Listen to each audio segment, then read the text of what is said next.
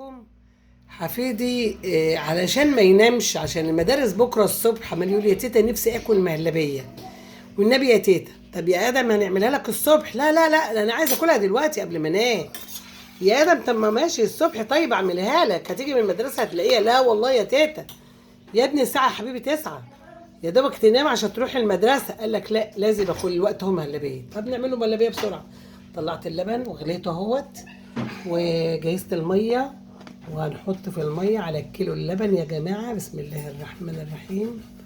ادي 1 2 هم انا معايرهم، يعني انا معايره النشا. هنحط 4 معالق نشا من دول على الكيلو. واللبن يا جماعه بعد ما غلي اهوت بسم الله ما شاء الله. اللبن لازم طبعا يغلي الاول. اللبن غلي اهو. هحط فيه السكر حوالي 7 معالق سكر على الكيلو عشان يبقى حلو. هنقلب كويس. قلبت اللبن كويس، قلبت السكر في اللبن كويس. معايا ورقتين 2 فانيليا، 2 مع بعض اهم. هصب الفانيليا بسم الله الرحمن الرحيم. بسم الله الرحمن الرحيم. اهوت اللبن بيغلي طبعا.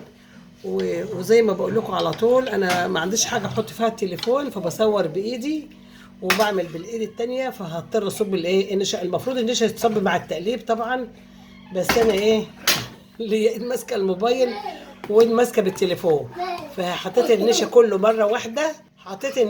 مره واحده. وبقلب اللبن اهو بسم الله ما شاء الله. بدل يتقل معايا. المهم حفيدي ما يتحججش ويقول لي انا لازم اكل مهلبيه قبل ما انام.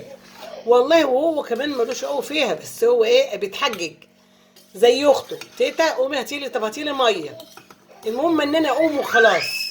وطيت النار عليها علشان اسيبها تستوي براحتها. لازم اوطي النار عليها، فوطيت النار مع التقليب. ما بطفيش على طول اول ما تتقل. هي بسم الله ما شاء الله تقلت اهيت. في ناس بتعبيها على كده، بس لا انا بحب اسيبها شويه بيبقى طعمها احلى وريحتها احلى كمان. مع التقليب اهو بسم الله ما شاء الله. الله اكبر بسم الله ما شاء الله اهو. بسم الله ما شاء الله. بعد التقليب الكتير قربت تخلص اهي بسم الله ما شاء الله. المفروض يا جماعه نقلبها بسرعه عشان ما تعملش منكم خرز، يعني ما تخرجش منكم تعمل كتل يعني. فهنجيب الاطباق بتاعت المهلبيه بسم الله الرحمن الرحيم. طبعا الاطباق تكون نظيفه، انا مجهزاها اصلا.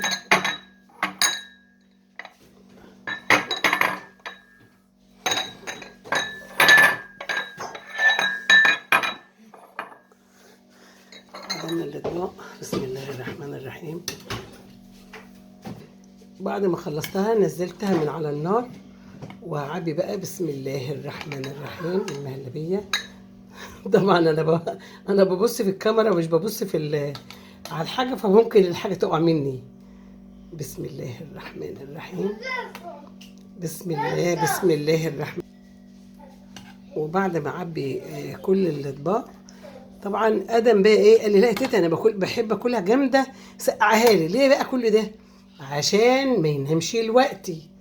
قلت له يا ادم طب وهي سخنه بتبقى جميله، ويا سلام بقى لو كلت بها لقمه عيش ناشفه. بضحك عليه ليه؟ عشان اكله كمان. بسم الله ما شاء الله. وبعد يا جماعه ما خلصت المهلبيه وصبيتها في الاطباق عشان ادم يضايقني، او يعني زي ما بيعمل كل مره لما بعمل مهلبيه. عايز ايه يا ادم من هنا؟ انا عايز اكل قعر الحله. لا دي تبع المره دي. ماجده بتقول لك دي تبع المره دي. هتسيبها لماجده ولا تاكلها انت؟ عشان خاطر طنط. ماشي خلاص يبقى الحله من نصيب مين؟ من نصيب طنط ماجده. والمهلبيه خلصت اهيت في ثواني يا جماعه. ورضينا الاطفال. اهم حاجه نخلي ولادنا نايمين نفسيتهم حلوه ومرتاحين. يلا اقول لهم تصبحوا على خير. تصبحوا على خير. بألف هنا وشفا. بألف هنا وشفا. باي. باي.